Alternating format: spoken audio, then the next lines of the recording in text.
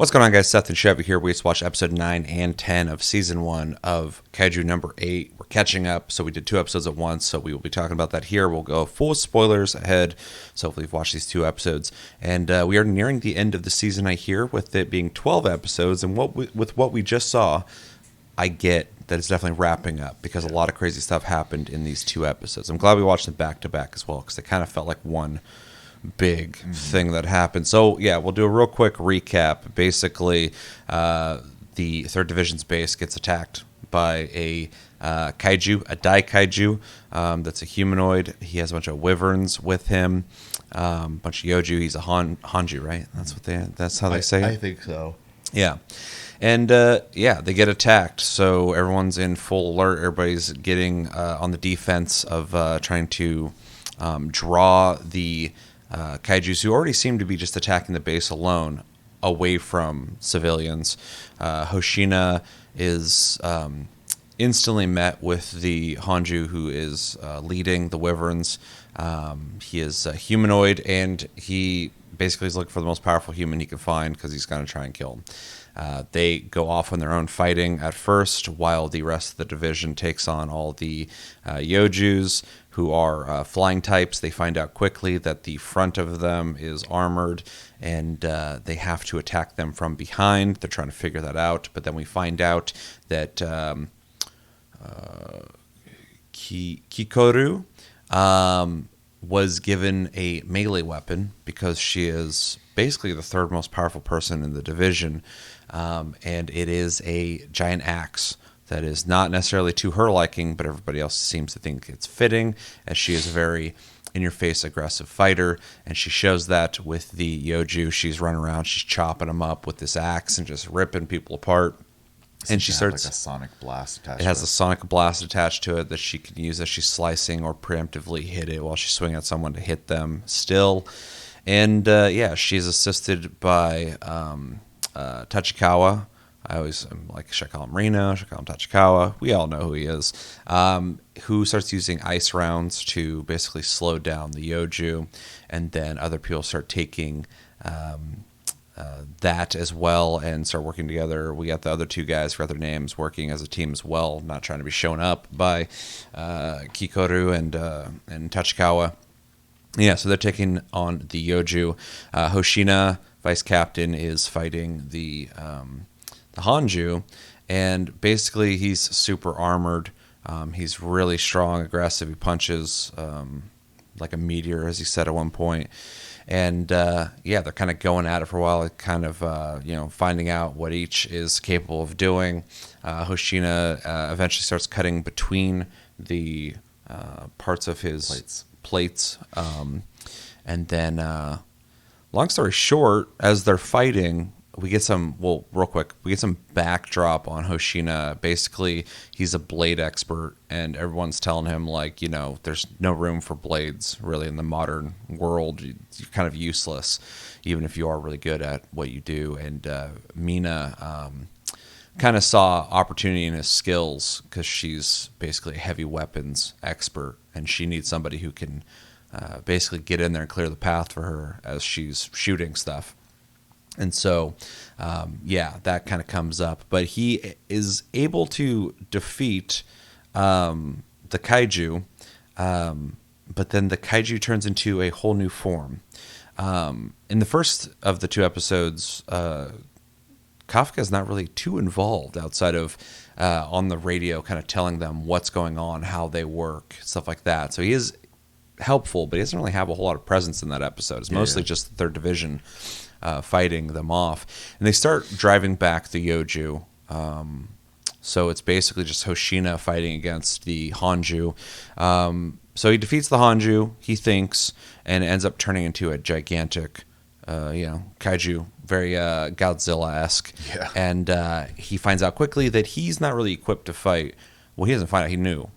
We find out quickly that he's not really equipped to fight bigger stuff like this. He's better with smaller kaiju. He said this before, but we see it in real time as he's trying to slice this thing up. It's healing really quickly. You can't cut deep enough. but he's given it his all to his own detriment. He was running at full, 92% or whatever. Yeah, like 92 or 96, something like that. Yeah, and he's basically at the end of his rope. He has like a minute left while he's fighting this thing. And yeah, he is having these flashbacks, though. He's trying to stay, on top of things. He said he would take care of the base while Mina's gone. And then when the kaiju ends up grabbing him, it ends up getting blasted in the back by Mina. She's shown back up. She's ready to fight, and gives him kind of a second wind on like he needs to do what he said he was going to do, keep it preoccupied so she can get the shot that she needs. They find out that its core has moved into its upper back area, and they're trying to take that out. And then Kikoru ends up assisting Hoshina, because she's able to hit with bigger impacts. Hoshina starts opening up spots. It was in his knee. Shin, yeah. And she's able to blast it, dropping it down. And I think she overheated after that, right? Yes. Yeah. So she helped out, but she's kind of out. And yeah, they end up keep fighting it. They knock it down. Eventually, Mina's able to get the shot and basically just eviscerate the thing. They think they've basically won, and then they end up finding out that it turned into, or no, all the Yoju are turning. Death cry. Yeah, it did death cry. All the Yoju start turning into a giant bomb, basically, and they don't know what to do because it's gonna blow up. It's basically gonna be like a nuclear bomb, and there's no time to run, evacuate. They're saying don't shoot it. Some guys try to shoot it, blow off a piece of it, but it's a huge explosion, so there's not really any point in doing that. And Kafka, being part of the team, basically reveals himself to be Kaiju number 8 in front of everybody. We saw in the episode before this too, he is able to transform his feet to be able to run faster while maintaining his human form, so he's getting more control over his kaiju abilities.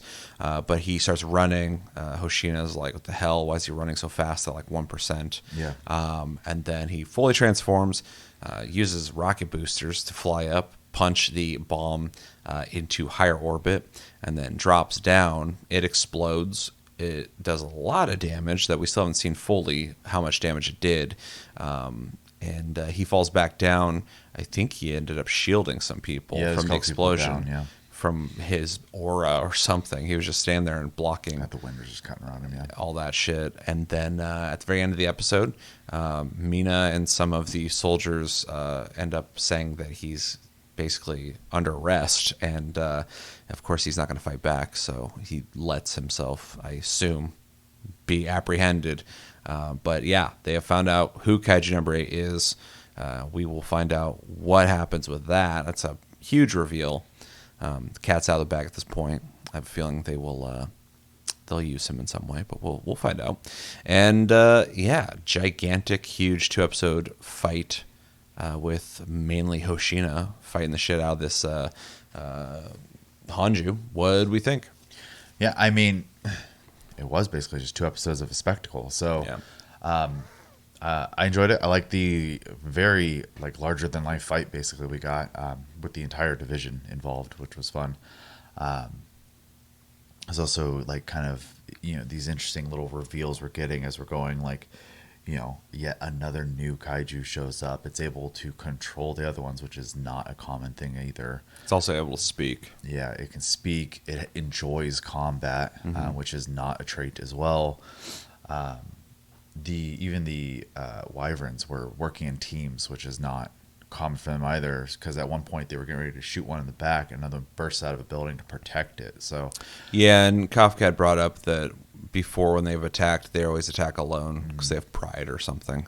But because this dude was able to control them or rally them, they were all working together. He's powerful enough to basically tell them what to do. Yeah. So, and then just his entire fight with the vice captain was a nice long fight, which is nice to see, because in a lot of anime, and I enjoyed it enough to as well, but a lot of fights are kind of a little bit of back and forth, and then just the win. And this took 2 episodes to even get to that point. So we got a lot of action, which was fun. It wasn't like just a little burst of action. It was like a whole fight scene. Yeah, and then him turning into basically, a Godzilla-sized kaiju was interesting as well, because we've already been basically informed that this is not his specialty to fight things this big, but he also just has the resolve not to give up. So he just kept it busy, and then basically running into where the captain shows up. I think she only had like 3 bullets, but she put basically all her strength behind all of them. And then finally, the reveal to the entire group. We knew it was gonna have to happen. I think this was a good way to do it. Happened quick, man. 6 episodes or 8 episodes in. 10 episodes 10 in. episodes in. 10 episodes. I'm all off. And just in a heroic fashion, right? It was good, and it also just fits his personality. He wants to be useful. He wants to be part of it. He doesn't care if he gets caught, basically, because he's just like, look, I can't be useless. I just can't.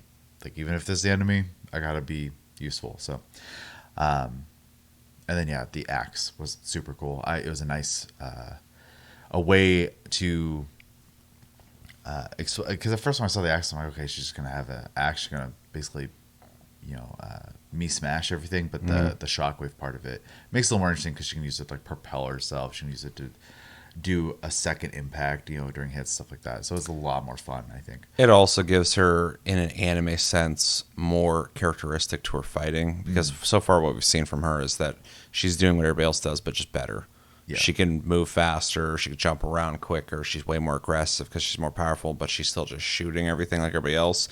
And we see like Mina and Hoshina using their specialized weapons, which gives them their characteristic of how they fight.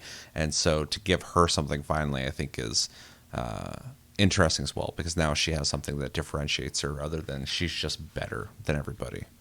So and then so all we got left is the inevitable result of what they're going to do with Kafka, and the constant unraveling of why the kaiju are so rapidly changing this year. So that includes obviously Kafka as well. Well, they also said in an earlier part that I think it was a flashback with Hoshina, they're saying every year the kaiju are getting bigger and stronger, basically. Yeah, it just seems to be like super fast forward this year, it seems like. So and that mystery unraveling, I'm sure it'll be fun, but I don't think it will get it this season. So yeah, I think they're gonna arrest Kafka. This is pure speculation. I haven't read the manga, so if you have, please don't spoil it for me.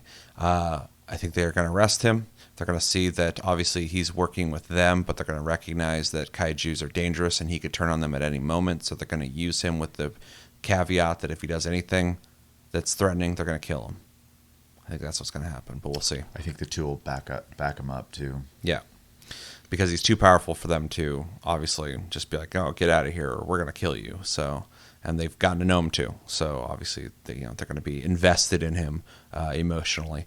Plus, he's just super strong. They said he's a 9.8. Yeah, so he's the strongest kaiju they know. So. Really good 2 episodes, though. Some of the best ones I think I've seen so far, just because a lot of the fight scenes we've seen have been in practice ranges or weird accidents or quick blips of, this thing showed up, we killed it. Having a 2-episode monster gave us more of a fight scene to really invest in. Also gave some background Hoshina, a little bit, not a lot, but a little bit. So it's kind of cool to see that. The specialization of Kikoru, I think, is just more interesting than her being just the best soldier that they have in the division. So I'm wondering if everybody else is slowly going to get their own things as well. I mean, we have some characters that all look very different than the other characters, so I could imagine in a very anime fashion they will all get their own things. It seems like, Tachikawa is already kind of leaning into specific things as well when it comes to using his ice rounds or whatever. So maybe he'll become like some kind of ice dude. I don't know. But yeah, the fight was cool. The monster kind of, I went not generic. He's kind of expected, and how he acted, how he's super strong, how he's sizing up Hoshina. But I really liked watching a lot of the fight scenes with Hoshina because he's dual wielding blades and doing a lot of movement. There's one scene where he had jumped, sliced through his tail, and did like a backflip off of it. It was animated really well, enough for me to remember it. So really cool stuff going on there. I'm also glad that we didn't waste too much time watching all the people fight the Yoju, because we basically just had to see how they figure out how to kill them, and then at that point we just trust that they are now doing that, and we didn't have to waste time on that. We just got to watch the spectacle of the big kaiju fight, and that was definitely more interesting.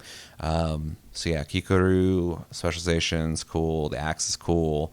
I like that they went with like a bigger weapon with her too, because like she's small, so it's kind of cool to see like a giant weapon that she's using. I think it's a good contrast, and obviously it's yellow, so it goes with her aesthetic. Hoshino fight was cool. Mina showing up, it was definitely convenient, but welcome. I am curious about how she functions alone, if she's the strongest of them, since she uses heavy weapons. But I mean, statistically, I guess she's just the strongest. But like, how would she function in a fight one-on-one with somebody? Well, you kind of saw when she shot the one big shot, she started to fall back, the tiger got behind her. So I think that's like a huge part of her thing too. Is like she has that as basically a barrier for her. Yeah, she also can use guns too. So I'm sure in a closer quarter thing she'd be using a smaller arm. But yeah, I'm curious. We don't know much about her in terms of like just her as a character outside of her and Kafka grew up together, and what she can do in combat outside of shoot things. But it looks cool. And go boom. Looks cool. So I'll take it. And then the big reveal was not expected, but I'm kind of relieved that we've just yanked the Band-Aid off, because I was wondering, we have been talking about how long is that going to last? How long is it going to be Clark Kent? Yeah. How long is it going to be Bruce Wayne and doing the I'm this guy but that guy thing? It's just been revealed now, so now we get to see where that goes, and I've already made my speculation on where I think it goes, but I'm glad it happened. It also makes sense why it happened, because it was life or death, so they either are going to die and he tries to stop it, or they live and whatever happens to him, but he's trying to keep them alive. So it makes complete sense that he did that. We got to stop flirting with this anyway, so like it was good to get it done, because once we get past this part, we can just focus on like the rapid growth of these kaiju and how they can start combating it with Kafka in play, so which will change things up. And finally, They have Kikoru, who they're like, oh, she's the third best. Well, now you also have Kafka, so you have new ways to think about how to combat the kaiju. So, yeah, I'm glad that happened. It was a good reveal, too. I like the way they did it, because, like I said, there was basically a nuke that was about to go off, and he had to stop it. So he didn't have a choice, and now everybody's like, what the fuck? Okay, apparently he's Kaiju number 8. Yeah. I liked how Hoshino's like, I knew something was up with him. But yeah, really good 2 episodes. Like I said, I'm glad we watched it back to back. It would have sucked to watch one and go, whoa, I wonder what happens next, especially with the episode existing. I was like, let's just watch it, and we'll do the whole thing. And then, with 2 episodes left, I feel like we're going to probably wind down, get the confusion over Kafka figured out, and then probably introduce some threat for next season. Some cliffhanger, it's going to land on some kind of cliffhanger, whether it's the weird top hat Kaiju number 9, right? Or some new dude that just flies in like this dude out of nowhere. Maybe we'll get a hint on where this concentration of stronger and stronger kaiju are coming from, because they're gonna have to nip that at the bud, because it just keeps happening, and I don't know how much more they can keep rebuilding and cleaning up the city, because when the beginning happened and all the things were flying through the buildings and shit, I'm like, how are you gonna clean this up, man? Like you're getting hit so much now. So much shit's exploding. Like you're gonna have to work like overtime to fix this. So, but really fun episodes. I really dug them. Can't wait to find out how they handle this now. So, anything else? Nope, that's it. All right, let us know in the comments what you guys think about episode 9 and 10 of what's that, Delicious in Dungeon, Kaiju number 8. There's so many animes I'm watching. Also, we finished Delicious in Dungeon, so go check out our finale review and season review of that. But anyway, what did you guys think of these episodes? What were your biggest takeaways? What were your favorite moments? And is there something in the episodes we didn't touch on that you'd like to bring to the conversation? Do it in the comments below. Also, because we don't read the manga, please no spoilers, as we like to watch this blindly. It's more fun that way. And stay tuned. We got, we've already done a Demon Slayer review. We'll be doing more of those. Delicious in Dungeon is over. We have done our finale review and season review. So if you're curious about our thoughts on that, check that out. And Yeah, we are going to be doing Sandland and a couple other things, some backburner stuff. Also, we will take suggestions. If you guys have any animes you think we should definitely watch, let us know in the comments. I've been Seth, this has been Chevy. Stay tuned, more is coming, and we will talk to you guys later.